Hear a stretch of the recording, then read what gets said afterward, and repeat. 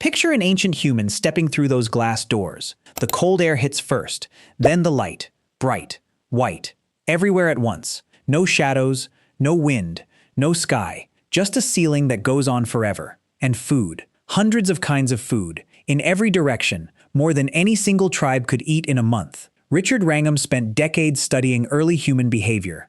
His finding was simple. For 200,000 years, humans only took what they needed that day, nothing more. Shopping did not exist. Your brain was never built for this. That ancient human is still inside you, inside every single person walking through those doors. The mall was built to use that part of you against you. The mall is only one piece of a much larger trap. Your ancestor walked into the mall, not yours specifically, but the version of you that existed before language, before money, before walls. Picture them now, standing just inside the entrance. The automatic doors close behind them. The air smells like sugar and plastic and something warm. Music plays from somewhere they cannot see. Lights pulse from every direction. And their body does something immediate. It goes on alert. Not panic, not fear exactly. A kind of sharp, sudden readiness. The same feeling their body gave them every time they entered a space they did not know. A new forest. A riverbank they had never crossed. A field with no clear exit. That feeling has a name in modern science. Scientists call it the orienting response. It is the brain's automatic scan of any new place it enters, and it fires whether you are walking into danger or walking into a department store. Your brain does not know the difference. In 2008, researcher Paco Underhill published findings from 20 years of watching shoppers move through stores. He found that people slow down the moment they enter a store. Their eyes widen, their pace drops. They scan left, then right, then forward. The same way a hunter scans ground they have never walked before. The mall did not create this behavior. It inherited it. But that is only the beginning. Now picture your ancestor moving deeper inside, past the entrance, into the main corridor. The ceiling opens up, skylights above, natural light mixed with artificial light. Plants placed near the fountains. Water sounds deliberately piped through hidden speakers. None of this is accidental. Every element was chosen to trigger one specific feeling: safety, the feeling of a sheltered clearing, open enough to see threats coming, covered enough to feel protected. Exactly the kind of space early humans sought out when they needed to rest. Scientists who study how spaces affect people call this biophilia, the deep pull humans feel toward spaces that look and feel like safe places in nature. Light from above, water nearby, open sightlines, a place to sit. The mall is not a building. It is a copy of a natural habitat. The mall speaks a language their body already understood, a language built across thousands of generations. Find the bright place. Stay near the water. Move toward the food. And then they would have seen something that stopped them completely. The food court. Imagine it through their eyes. Not your eyes, theirs. Every smell they had ever hunted for gathered into one room. Meat, fat, salt, sugar. All of it available. All of it already prepared. No hunting required. No fire needed. No waiting. And that is where it gets complicated. Their brain would have filled with dopamine. Not because they were weak, because they were built perfectly for a world where food was never certain.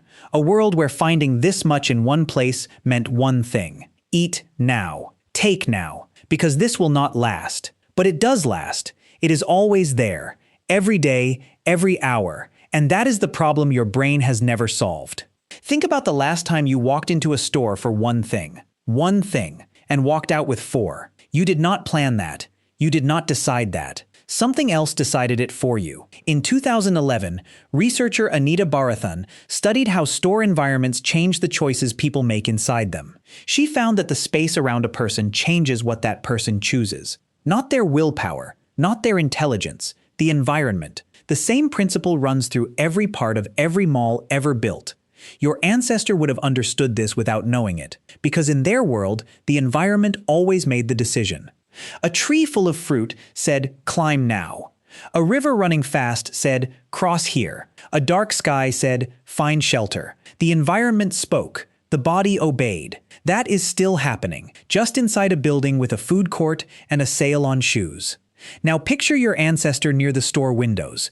They stop at one. Something bright catches their eye. Red. Shiny. New. Their hand moves toward the glass before their mind catches up. That reaction is not greed. It is novelty detection. a system so old it existed before language itself. In the ancient world, something new was always important. A new plant could be food. A new animal could be danger. A new sound could mean rain was coming. Something new meant information. And information kept you alive.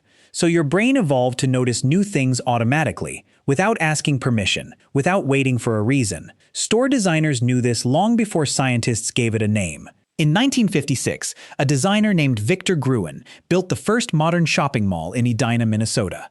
He understood one thing clearly. If you keep changing what a person sees, they keep walking. And the longer they walk, the more they spend. New window, new display, new color, new smell, new sound. Every turn in a mall is a new stimulus. Every new stimulus resets your attention. Every reset takes your time. And time inside a mall almost always costs you money. But here is what is fascinating. Your ancestor would not have spent anything. They had nothing to spend.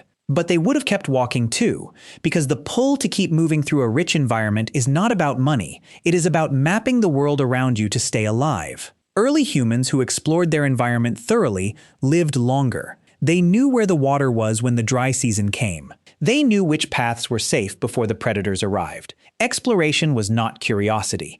It was preparation. And so you explore the mall, not because you need anything in aisle 7, because some part of you is still mapping the territory, still noting the exits, still tracking the resources.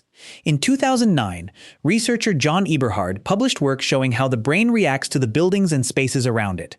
He found that humans read physical spaces the same way they read social situations. With the same ancient systems, the same threat detection, the same reward anticipation. The mall is not a place your brain visits. It is a situation your brain is inside. And inside that situation, something else is happening. Something your ancestor would have recognized immediately. Something that has nothing to do with products or prices. It has to do with other people. Except that is not the whole story. Watch the people the next time you are inside a mall. Not the products, not the windows, the people. Notice how you notice them. Who is carrying what? Who is wearing what? Who looks like they belong? Who looks like they do not? You are doing this without trying, without meaning to, without stopping to think about it. That is not judgment. That is status scanning. And it is one of the oldest survival systems your brain has. In the ancient world, knowing where you stood in your group kept you alive. High status meant more food during a shortage, more protection during an attack, more say in where the group moved next. Status was not vanity. Status was survival. In 1992, researcher Jerome Barkow published work showing that humans track social rank constantly across every culture studied. Not occasionally, not consciously, constantly, the way other animals follow smell or sound. And the mall gives that system exactly what it wants. Things you can see. Bags with names on them, shoes that cost more than a week of someone's work, clothes that signal something without saying a word. Your ancestor would have read all of it instantly, not because they understood brands, because they understood signals. In their world, signals meant everything. The way someone carried themselves, the quality of what they wore, the tools they held. All of it said one thing: where do you stand? Now you are standing in front of a store you cannot afford, and something pulls you toward the door anyway. Not logic, not need, the same pull that once told your ancestor to move closer to the person with the most meat, to stay near the ones with the most power, to close the gap between where you are and where safety lives. That pull has a modern name now. It is called a purchase. In 2001, researchers at the University of Michigan found that people who felt low in status were more likely to buy expensive items others could see. Not because they were foolish, because their brain read low status as danger, and buying something was the fastest signal it knew how to send. Your ancestor never needed a bag with a name on it. Their status came from skill, from memory, from knowing which roots were safe to eat and which would kill you by morning, from being the one the group turned to when things went wrong. Status without objects, earned through presence, through usefulness, through trust built over years around the same fire. But that world did not last. Strangers entered the picture. When humans began living near people they did not know, visible signals became necessary. You could not rely on reputation alone. You needed something a stranger could read in seconds. Something they could see before you spoke. The bag, the shoes, the watch, the car waiting outside, all of them saying the same thing your ancestor said with their posture at the edge of a fire. I am not someone you should dismiss. The mall knew this before you did. Every store placed at eye level, every window lit to pull your gaze, every price ending just below a round number, all of it speaking directly to a brain that was never meant to shop, only to survive. You walk out through those same glass doors. The air outside is different, real air, uncontrolled. The sounds are uneven. The light is natural and slightly too bright. And for just a moment, something in you settles. The ancient part. The part that lived outside for 200,000 years. The part that never once needed a receipt. It is still in there, quietly confused by all of it, quietly waiting to go home.